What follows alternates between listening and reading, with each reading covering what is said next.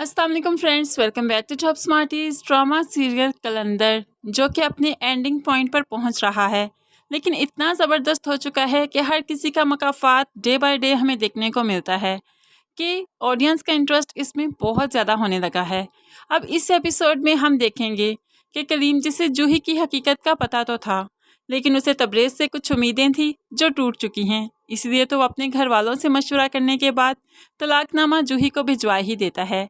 जब बाप ने तलाकनामा देखा बेटी का, तो वो तो वहीं पर ही गिर जाता है। आज समझ आई कि शफक के घर में जब तलाकनामा गया था तो क्या हाल हुआ होगा। सफिया बेगम तो जैसे बिल्कुल ही पागल हो चुकी है, ज़ारो कतार रोने लगी और दुर्योधन का गिरेबान ही पकड़ लेती है और कहने लगी, तेरी वजह से, सिर्फ और सिर्फ तेरी वजह से मेरी बेटी को तलाक मिली।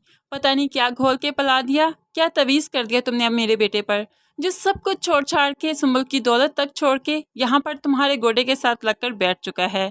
यहाँ पर तबरेज़ दुर्योधन पर उंगली उठी हुई बर्दाश्त नहीं कर सका और बोल देता है, इसकी वजह से नहीं, जूही की अपनी करतूतों की वजह से उसे तलाक मिली। जैसे उसने शफक को तलाक दिलाई तो उसका मकाफात भी तो उसके सामने आना ही था, इसलिए दुर्योधन को इल्ज़ाम मत दें। लेकिन सफिया बेगम को तबरेज़ की किसी बात को नहीं सुनना। वो तो बस ये कहने लगी, अगर मुझसे प्यार है, हम सब घर वालों से तुम्हें प्यार है, तो इस लड़की को अभी के अभी छोड़ दो, तलाक दे दो। लेकिन तबरेज़ इसे तलाक देने वाला नहीं। उर्फ़ी भी आ जाता है यहाँ पर और परेशान हो जाता है, अगर तबरेज़ ने तलाक दे दी, इसका हाल मेरे जैसा हो गया तो क्या करेगा। इससे पहले कि भाई को आगे बढ़कर समझाता कि तलाक ना देना, तो तबरेज़ ही बोल देता है, इसको तलाक तो नहीं दूंगा, इसको तो नहीं छोड़ूंगा, लेकिन अगर आप सब ने मुझे तंग किया तो आप सबको छोड़कर इसके साथ कहीं और शिफ्ट ज़रूर हो जाऊंगा। उर्फ़ी को तबरेज़ का ये रवैया, दुर्योधन के लिए ऐसे स्टैंड लेना बहुत अच्छा लगा। ये कहते हुए दुर्योधन का हाथ पकड़ते हुए तबरेज़ अपने कमरे में चला जाता है। सारे घर वाले देखते ही रह जाते हैं। उर्फ़ी अपने भाई के पास जाता है और खुशी का इजहार करता है। इस बात पर बहुत खुश हूँ कि तुमने मेरे जैसा फैसला नहीं किया, तुम डट कर खड़े हो गए सबके सामने। लेकिन इस बात का दुख भी है कि मेरे माँ बाप ने हमेशा तुम्हें सबसे ज़्यादा चाहा और जूही को, और तुम दोनों ने ही माँ बाप को दुख पहुँचाया है।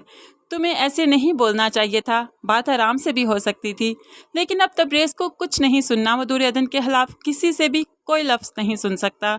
इसलिए तो अगले ही दिन दुर्योधन का हाथ पकड़ा और अपने घर से यहाँ से जाने लगा। सफिया बेगम समझ चुकी है कि तबरेज़ की आंखों पर जो दौलत के लालच की पट्टी बंधी थी उतर चुकी है।